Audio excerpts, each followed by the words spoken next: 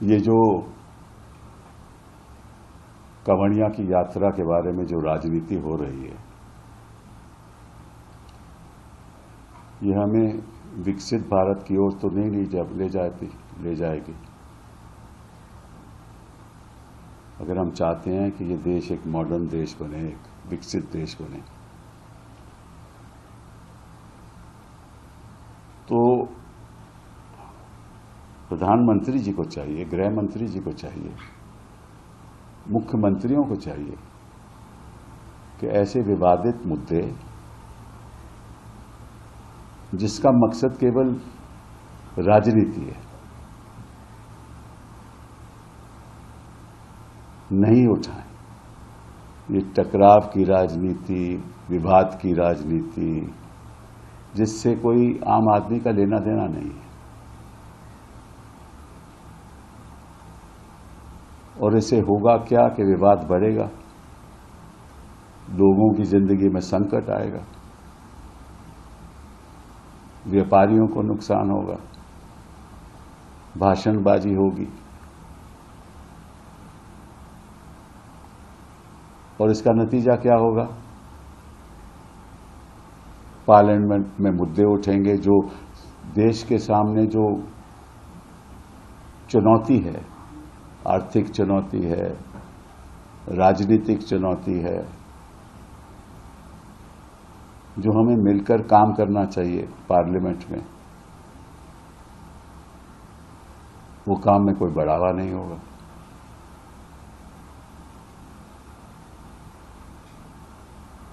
तो मुझे ये समझ नहीं आता कि हमारे जो देश में उच्च स्तर पे लोग जो बैठे हुए हैं, वो इस बारे में क्यों नहीं सोचते? क्योंकि अब 3 चुनाव आने वाले हैं और इनको लगता है कि कुछ ना कुछ ऐसा करना पड़ेगा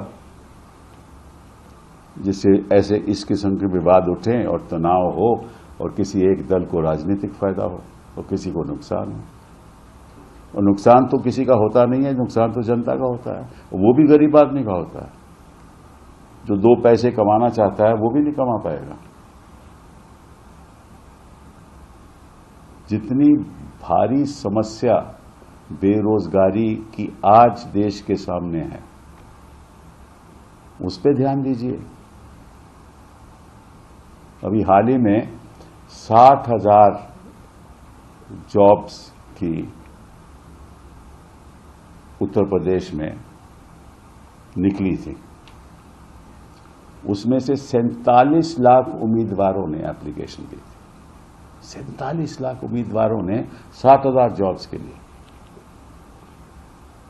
वो कोई बड़ी स्तर की जॉब नहीं है। 1.25 करोड़ उम्मीदवारों ने एप्लीकेशन दी रेलवे में नॉन टेक्निकल स्टाफ के लिए, जॉब्स के लिए। बिहार में प्रोटेस्ट हो रहे हैं कि बेरोजगारी है, उत्तर प्रदेश में हो रहे हैं कि बेरोजगारी है, हर जगह प्रोटेस्ट हो रहे हैं।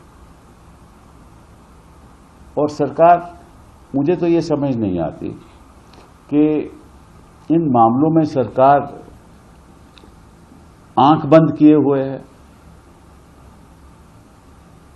और सुनने को तैयार नहीं। तो आप अगर आंख बंद रखोगे, कान बंद रखोगे और केवल भाषण ही देते जाओगे, तो उससे तो विकसित भारत नहीं बनेगा ना। और फिर वही जो बयानबाजी है वो आपकी मीडिया चैनल चलाता है, वो भी नजरअंदाज कर देता है जो देश के सामने जो मुद्दे बैठे हुए हैं।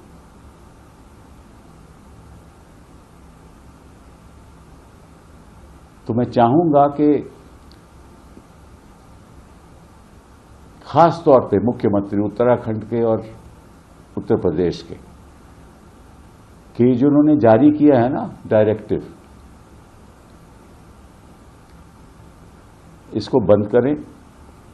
जो भी यात्रा हो रही है होने दें। पहले भी कई वर्षों से यात्रा चल रही है, तब तो कोई ऐसा विवाद हुआ नहीं।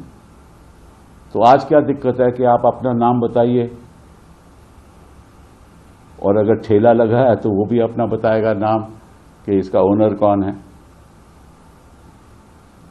अरे सब जानते हैं, कोई भी यात्रा पर जाए सब जानते हैं कि किस जगह के मुझे खाना खाना है, किस जगह नहीं खाना।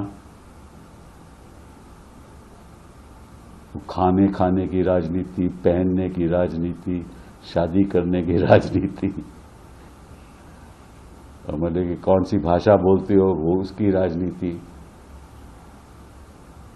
लिव इन कपल्स की राजनीति, रजिस्ट्रेशन ऑफ मैरिज की, मतलब कि क्या है।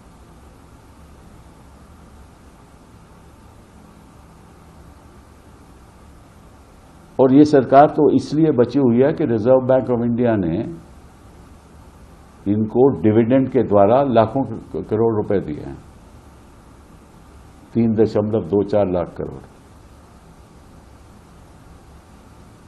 सरकार का फिस्कल डेफिसिट, अभी बजट पेश होने वाला है, उसके बारे में बात करें कि क्या क्या चुनौतियां हैं देश के सामने। आर्थिक चुनौतियां, बेरोजगारी तो केवल एक ही है,